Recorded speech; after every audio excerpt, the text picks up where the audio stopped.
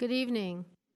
At this time, I'd like to call to order the Planning Commission meeting of January 13th, 2020. Please stand and join me in the Pledge of Allegiance. Ready? Begin. I pledge allegiance to the flag of the United States of America and to the republic for which it stands, one nation, under God, indivisible, with liberty and justice for all.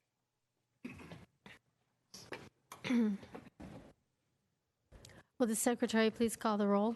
Commissioner Buss? Present. Commissioner Cohan? Here. Commissioner Lanson? Here. Commissioner Newman? Here. Chair McMahon? Here.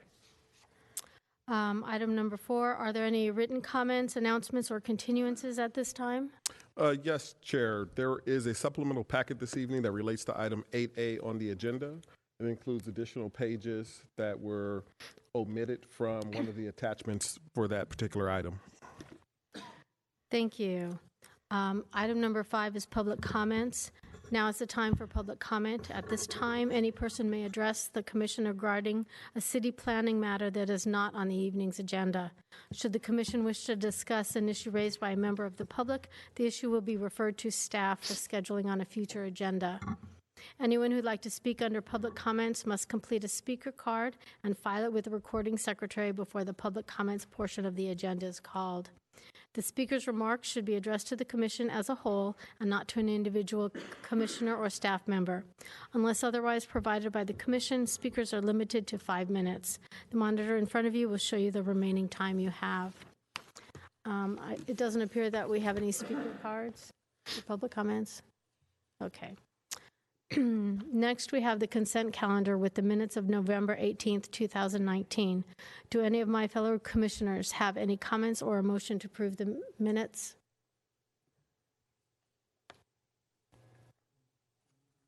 Commissioner? Thank you, Madam Chair. I would move to approve the minutes.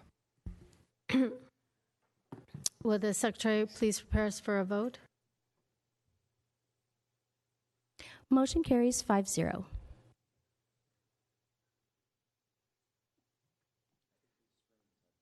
Sorry, Buss, yes. Yes, okay. 5-0. Okay, item number 7 is new business, which at this time we will have Deputy Community Development Director Kelvin Parker open nominations for chair. Thank you, Madam Chair. At this time, I would like to open nominations for Planning Commissioner Chair for the 2020 calendar year. Commissioner? Thank you, Mr. Parker. And before I make my nomination, I want to thank Chair McMahon for her service this year. We've had some controversial cases, and I commend you for doing an excellent job of keeping the conversation civil and informed at all times. So thank you for that. Thank you. With that, we've also had a vice chair who's served ably through the year, and I'm glad to nominate Commissioner Lanson to be the chair for the coming year. Commissioner Lanson. Are there any other nominations? Hearing none, the nominations are now closed. And with that, would the Secretary please prepare us for a vote?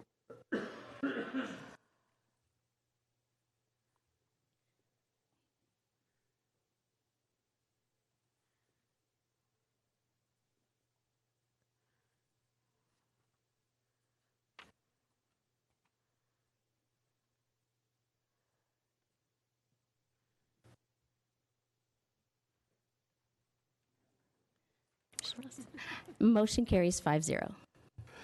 Thank you. And with that, we'll change seats here briefly. Please bear with us, public, as we go through that and change our name tags. It'll just take a moment. I need to change the chair.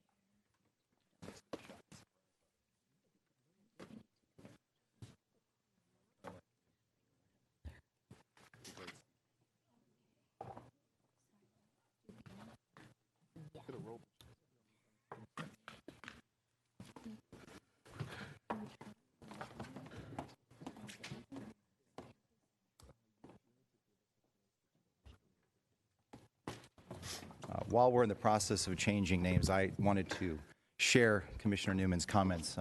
Commissioner McMahon has done a fantastic job this last year with graciousness and kindness and an indication of the decades of service she's had to our city. So thank you so much for leading us, and know that we very much appreciate all you've done for the city and all you'll keep doing. Thank you very much. So with that, we will go to item 8, which is a public hearing. Madam.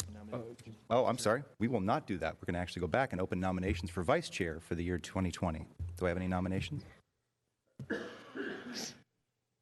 Commissioner McMahon? Yes, I would like to nominate Commissioner Buss for the role of vice chair. Do we have any other nominations? All right, nominations are closed. Madam Chair, please prepare us for a vote.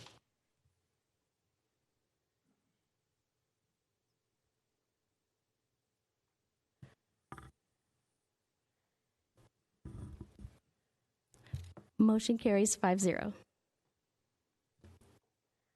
Just as a quick comment, does it matter that mine is hers and hers is mine in terms of our screens? We should change last time. Not that I don't mind being confused with the amazing Commissioner McMahon. You'll need that We this were evening. supposed to do that, and I forgot. Sorry. It's okay.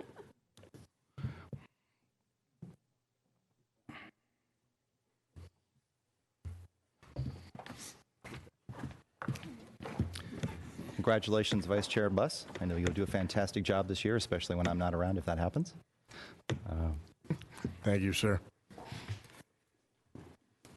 Now we move on. Moving on to item 8, public hearing. As soon as she gets done putting the nameplate in.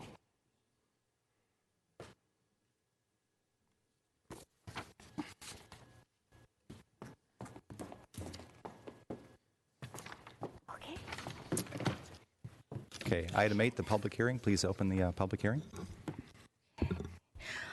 Hearing having been advertised as required by law is hereby open to consider agenda item 8A, oak tree removal number OTP 2019-70254, to allow the removal of one coast live oak tree, approximately 30-inch trunk diameter, causing damage to private property, to an existing single-family dwelling located at 516 Timberwood Avenue. The applicant is Chuck Shapiro. Thank you. So we have, who is it you said is presenting? Steve Berrigan That's why I from the thought Planning Steve Division. Berrigan. All right, thank you. Mr. Berrigan, go ahead. Good evening, Chair Lanson and members of the Commission. For your consideration tonight, an oak tree permit application has been filed to allow the removal of one mature coast live oak tree, approximately 30 inches in trunk diameter, causing damage to private property located at 516 Timberwood Avenue.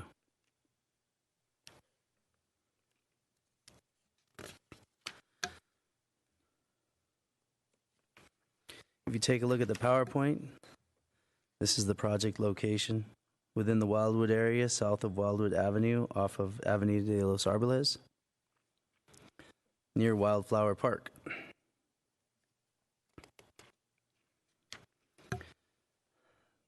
Planning Commission approval for this application is required because this involves the removal of an oak tree with a trunk diameter of greater than 24 inches. As mentioned, the trunk diameter for this particular tree is 30 inches.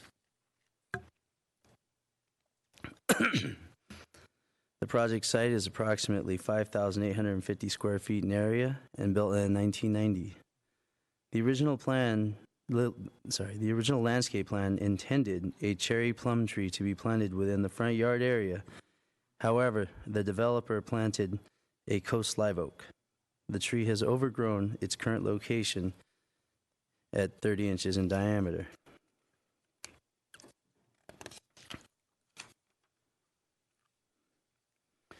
Oak tree removal can be granted if specific criteria are met, including if the tree is creating substantial property damage or if damage caused by the tree cannot be controlled or reasonably remedied.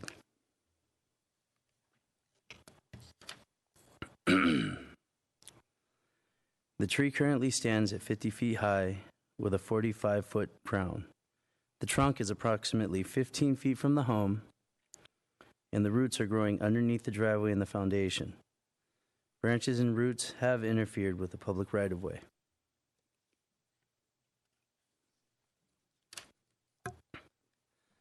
This is a front view of the home, and you can see the oak tree on the left. If you look towards the garage door, there is a portion of driveway abutting the house that demonstrates the roots intrusion.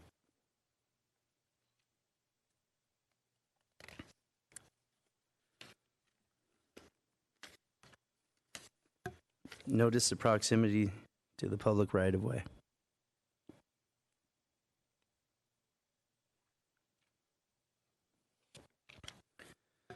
The roots have grown underneath the driveway adjacent to the foundation. This area was previously mentioned, the previously mentioned area of the driveway which abuts the garage.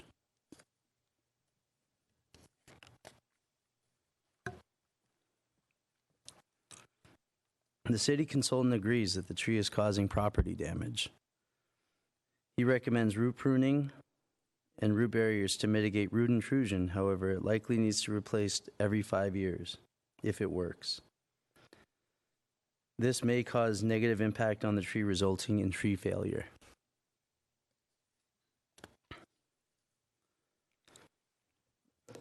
The applicant has agreed to donate an amount equivalent to the cost of a 15-gallon oak tree to the Conejo Park and Recs District.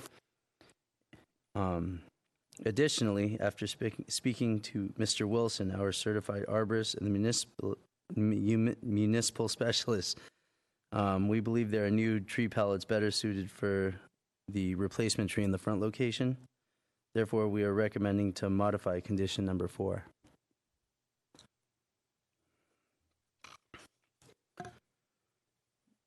For environmental review, this project is a Class 4 exemption. The tree is not considered a designated scenic resource or located in a scenic resource area. And the city's oak tree preservation and protection guidelines requires a replacement tree or a donation equivalent to, as stated previously, which mitigates tree removal, which the applicant has agreed to. There are no reasonable mitigation measures that can be implemented to prevent this tree from continuing to damage the dwelling and the public right-of-way. The documentation and evidence demonstrates that the tree is causing damage and will likely continue to cause damage to the dwelling and public right-of-way.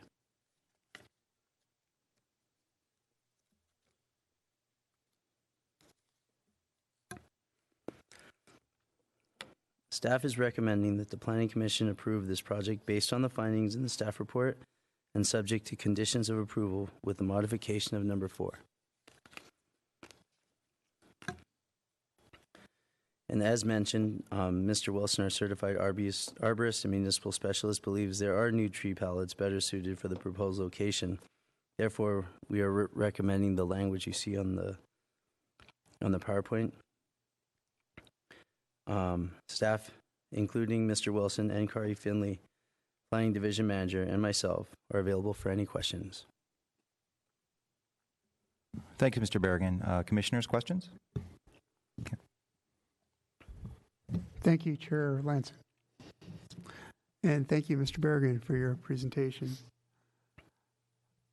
The Thousand Oaks Municipal Code gives property owners the right to take down trees when there's no alternative, when to what the law says is there's reasonable and conforming use of the land, and the tree is preventing that reasonable and conforming use. My reading of the report that you prepared for us this evening is that that's essentially the test we're applying here. My question is there any other test before us than the reasonable and conforming test, or is that it? Is that the crux of this case? Correct. It is essentially a reasonable and conforming test. Yes. Okay. The staff packet also included 2 reports, one from the applicant's arborist and one from the city's arborist. And as you mentioned, the city's arborist, the applicant's arborist concluded reluctantly that the tree had to come down. That was the best outcome. The city's arborist drew a different conclusion in the report and said it does not have to come down. There are some measures that might work if it was kept in place. But the city still concluded that the tree should come down.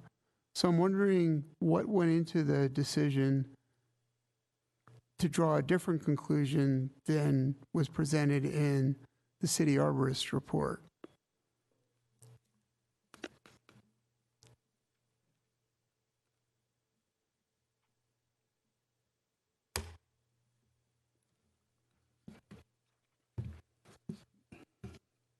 The mitigation to prevent root intrusion had to be a reasonable measure. So it had to be something that the applicant, that was reasonable to both the applicant and the city.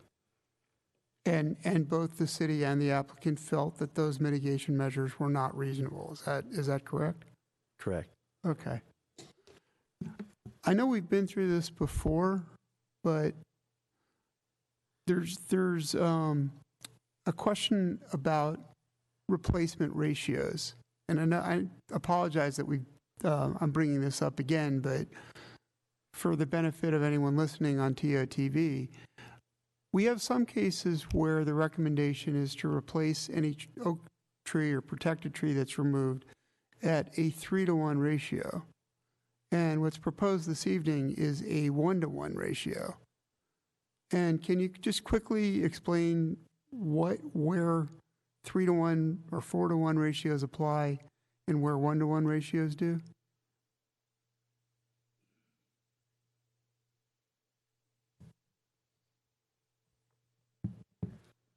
The 3-to-1 ratio was more of a mitigation with regards to like a commercial property. In this case, the applicant's a homeowner. He doesn't have very much of a commercial budget. However, also we did take into consideration that the original landscape plan had called for a cherry plum tree to be planted in the gentleman's front yard. And that actually, thank you for clarifying the commercial residential split in policy. But the enforcement question is my final question. It seems to me, in reading the case, that if there had been enforcement years ago, because this staff report does say that originally some other tree was specified for this property. It's not the fault of anyone in this room. I'm not pointing fingers in any way. But it seems to me that if there had been enforcement of that original condition, we wouldn't be here tonight. Because an oak tree was never specified, and certainly not so close to a house. So going forward, is there some enforcement mechanism for this case and for other cases to prevent this kind of thing from happening again? With regards to that type of enforcement, at the end of, with regards to each track that is constructed or a new home or commercial facility, what we have is a landscape plan check. So the applicant gives us an idea of what he wants to do. We take a look at the plan, we approve it. Once it's approved, they have to build it per that specification. Once that project is built through and the landscaping is installed, there's a landscape certification process that we have to undergo, and it actually has to be certified by their landscape architect as well as our city consultant. Okay. And I take it those sets of safeguards came into practice sometime after this oak tree was planted. Is that a safe assumption? They've been in place. However, they're a little bit more monitored now. Okay. Well, I mean, a little bit more. It's a binary thing. There was a plan that it was approved. It did say to use a different tree, not an oak tree, and then that didn't happen. So I'm just looking for some assurance, Commissioner, regulatory-wise, that going forward there is some sort of enforcement. that is correct. And excuse me I didn't intend to cut you off with that. Not at all. But that is correct. This current process that Steve mentioned is specifically designed to help with issues such as this, and it's more of a modern process, and that was not in effect it was not in effect at the time of the original planting. That's an important distinction. So And thank you for If that. I may, Chair, and Commissioner Newman, you make these great points, and we certainly appreciate your comments. When we look at the policy, and as you probably are aware, when we had that latest rendition of this section of this whole oak tree ordinance section, and we're again ensuring that we're maintaining the purpose of what we trying to preserve the oak trees. But then we have this kind of situation where, as you noted, 30 years ago, 35 years ago, there was a tree planted that wasn't part of the landscape plan. And I'm not going to speak about that time period since I wasn't here either, other than there's probably much more volume of homes coming in and probably resources weren't checked, but obviously this was missed. And the repercussions are similar to when, the repercussions we have, of course, is now we're 30 years later and this tree has grown and it's an oak tree. And so we all understand the density of that and what that can mean. We have our city arborist and our municipal arborist, Kevin Wilson, on the dais tonight. And I'm sure if you wanted to ask him, we talk about how we change our tree palettes for our city now and why we do that. And one of the reasons why is because we learned from the past of some of the trees that we thought were beautiful and fantastic that were planted 30, 40, 50 years ago. Now that we see them, it's not that they've lost any of that beauty, any of that luster, other than the fact that now we know we shouldn't be planting them in certain locations, right? Locations close to public right-of-way, for example, or close to structures because of what happens later on. And also with the idea that we have the drought and we have the years of we don't have drought, and then we have the years of drought and that stress that it puts on the tree and then their need to survive and what happens with those actions, we come into a situation like this. And so, again, I think staff's recommendation is partly based on looking at the purpose and the meaning of the ordinance section.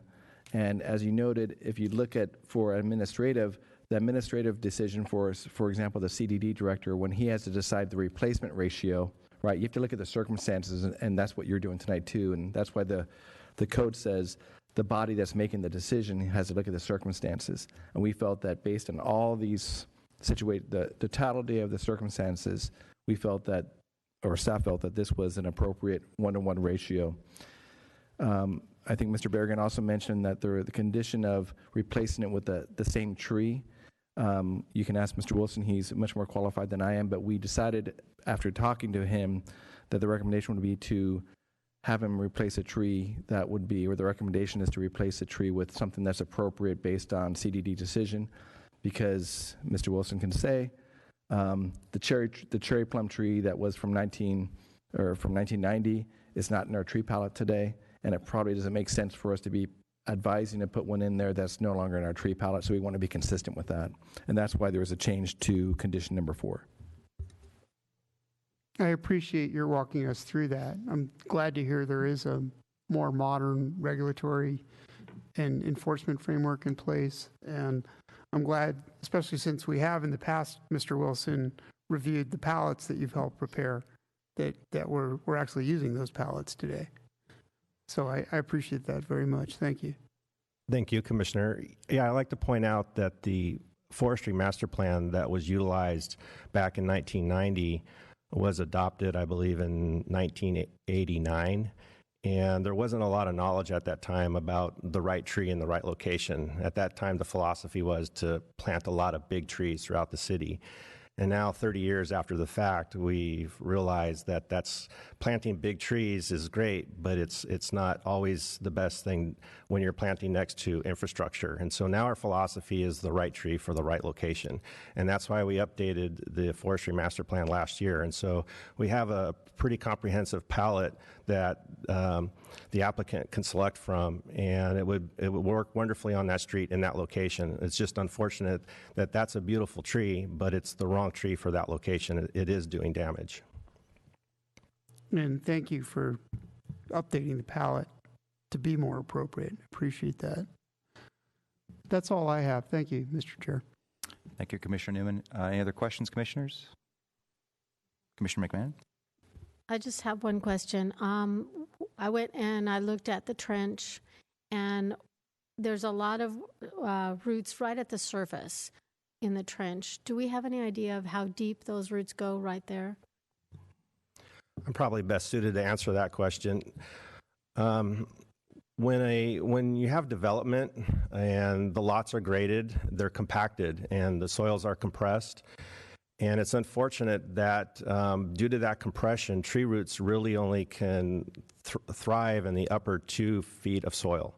It's just because once the soils are compressed, the roots can't carry on a gas exchange at deeper levels. So you will see a lot of surface rooting in an urban environment.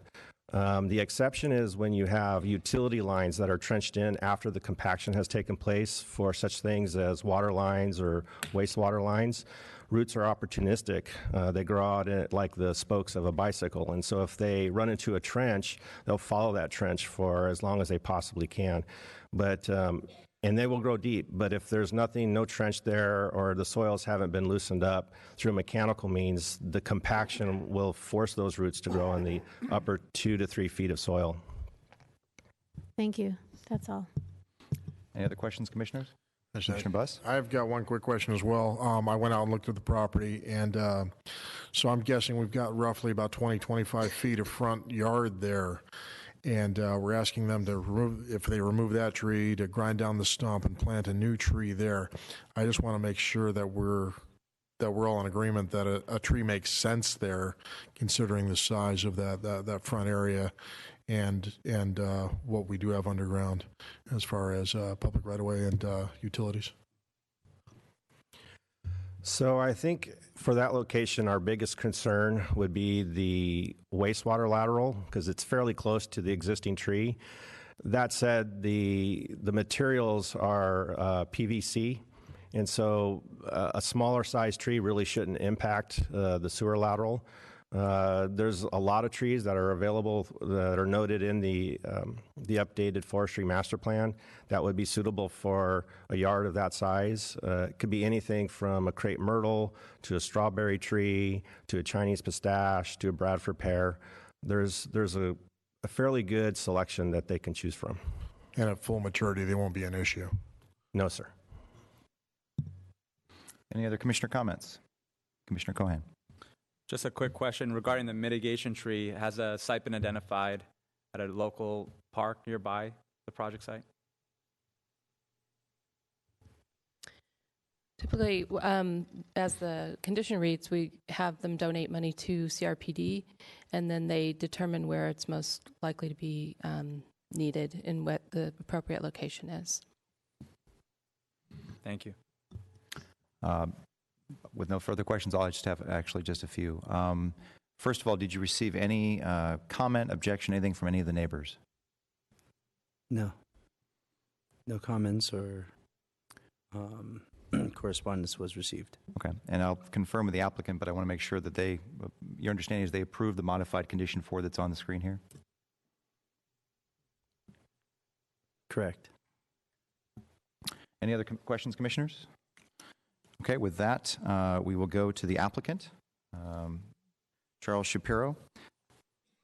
Oh, 1 second. Oh, okay, that's just the other thing. All right. We'll go to the applicant. You'll have 15 minutes. Can you please come to the podium, which you've already done. Please state your name and the city of residence for the record.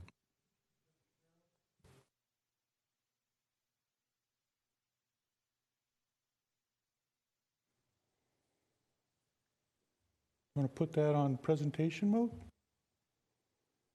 Look bigger? Yeah. Excellent. Well, first I'd just like to thank you.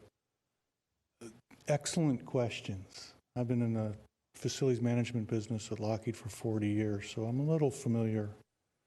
Never had the opportunity to sit in a hearing like this, and if they're run like this, then we're in good shape. I think this is a very strong case. I was advised that I need to speak. I'm happy to do so. It's not going to take 15 minutes. I don't know if there's any football fans here, but Tigers, and I hope to get back soon. You saw the pictures, those 2 pictures up on top. I think the important thing is on the bottom right, it doesn't really show the size of those roots. One of those roots is this big. And this all started with that center picture with the driveway right butting up against our garage door coming up. And it's clear that Steve and Kari, Mr. Parker, very supportive through this process. It's been a long process, so it's taken a year, a little over a year. And originally I had to prove to y'all that it was the tree. And it's taken about $3,000 of our time, of our money to do so, to prove that. In arborists, in funds to the city, and removal of that swath. My wife and I love trees, and we're sad to take this down. And I believe all your questions were grounded in that type of philosophy. So, thank you. We understand that there is a migrating bird federal law, and we may have to take this tree out prior to February 1st in order to avoid that law. So we are spring-loaded and ready to go. I understand there's a 10-day period of repeal. So if today's the 13th, between the 23rd and the 31st is our period. So we plan to meet that. My wife and I lived in Santa Clarita for 25 years. We always like to take the positive side. We love Thousand Oaks. And we're going to live here for the rest of our days in that home. And it wasn't the fact that it should have been a flowering plum that really made me passionate about this. What made me passionate was that if I'm fortunate to live 25 years, I think my wife will live to be 100. If I'm fortunate to live and be with her, I don't want to be sitting in my chair looking out that window worrying every day about that tree and the cost. And I certainly didn't want to worry about her being here in her 80s and 90s, having to worry about that tree. So, next slide, please. So with that little cartoon on the left, hopefully we can get to that age. And just a big thank you. Just a really big, from the bottom of our hearts. I would have liked to have seen maybe some funding from the city to pay for some of this, because it's going to be 15, 20, depends on how much we want to spend on landscaping, obviously. But we have to re-landscape, to replace the concrete, and all the other sunk costs we've already done. But I've been advised that that's not possible. So we will move forward and continue to make our little home beautiful. That's what I have. Go Tigers. Mr. Shapiro, I noticed there was another speaker card submitted by Mrs. Shapiro. Did you wish to say anything, or? Okay.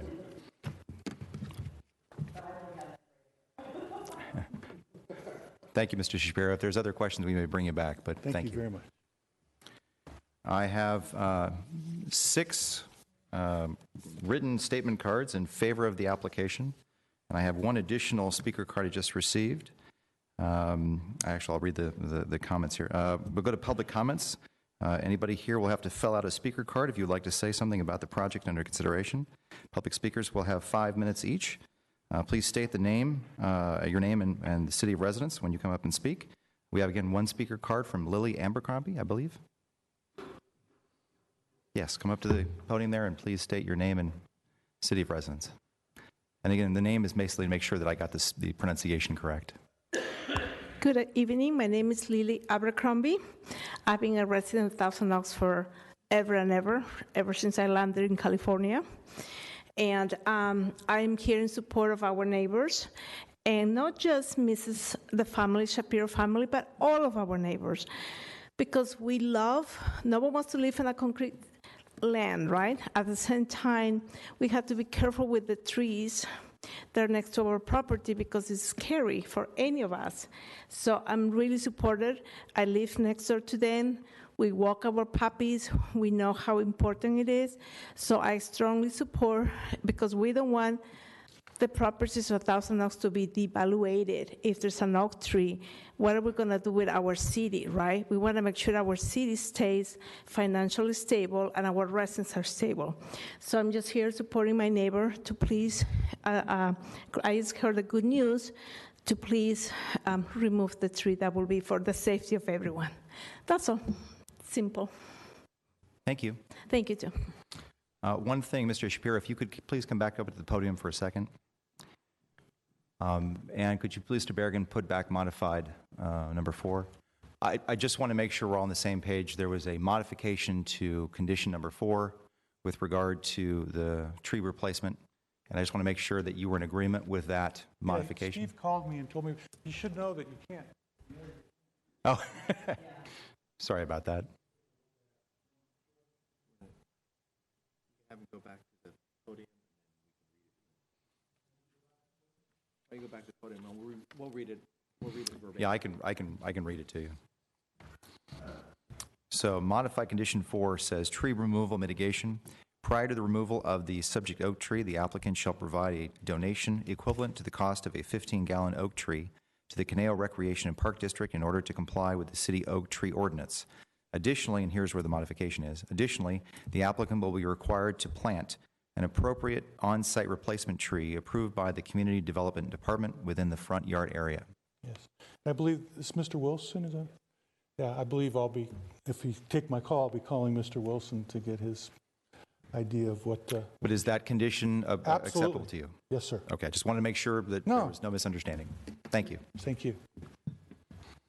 We'll go back to staff if there's any additional comments. Staff has no additional comments at this time. Commissioners, any further questions? At this point, we will go ahead and close the public hearing, and I'll open the floor to commissioners for comments or a vote. Commissioner Newman? I'm sorry, we actually have already closed the public hearing. You have to wait until after the hearing. You can ask the questions of staff. Commissioner Newman? Thank you, Mr. Chair. Mr. Shapiro, thank you very much for coming. Thank you to the neighbors for coming, participating in this process. I'm delighted to hear such unanimity and support in the community. I'm delighted to hear everyone agree with something that Mr. Shapiro said. I think you really hit the nail on the head when he said, "My wife and I love trees, and we're sad to take this down." No one here is saying this is a great thing that we're ripping out a 40, 50-year-old oak tree. No one's happy about that, but it clearly is doing damage. It clearly never should have been planted this close to a house that would cause such damage and be so inappropriate in this setting. I hope the replacement tree grows twice as big as that in a place that's appropriate for it, and that you continue to live for many years, as you said, in your location with something that's part of the palette that Mr. Wilson and his team helped develop, and that you enjoy that for many years.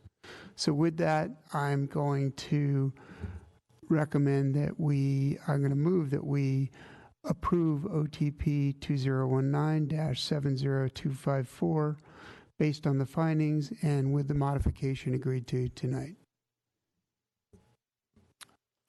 And I think you need to hit the motion button just to make sure. And one more thing. Well, I know we're not supposed to answer questions from the public since this is a closed hearing. I think your question you're asking is what kind of tree will it be? And I don't think that's determined yet. There are a range. There was a new revision of the palette that has different palettes for each neighborhood in the city, and that was reviewed by us and approved last year or the year before. I don't remember, but it will be something that's appropriate for your neighborhood and will not be destructive like an oak tree 3 feet from a house will be.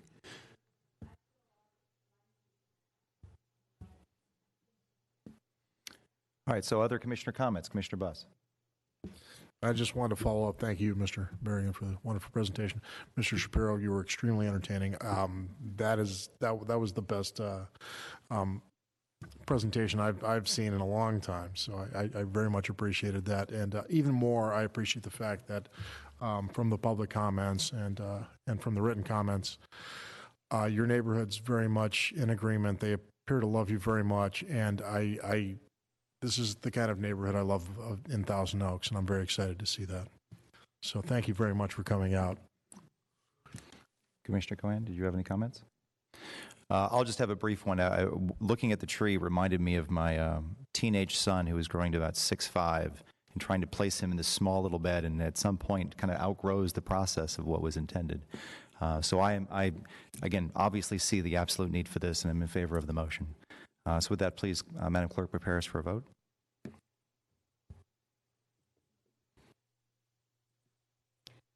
Motion carries 5-0. And that is approved. In terms of the appeal period that Mr. Shapiro pointed out, any aggrieved party who wishes to appeal the Planning Commission's decision may do so by the filing of appeal with the Community Development Department within 10 days. Thank you for your patience. We will move on to item 9, Department Reports. Mr. Parker. Thank you, Chair. There are none this meeting, excuse me. Oh, that's it, huh? Just quick, to the point. Item 10, Commission comments and AB 1234 reports.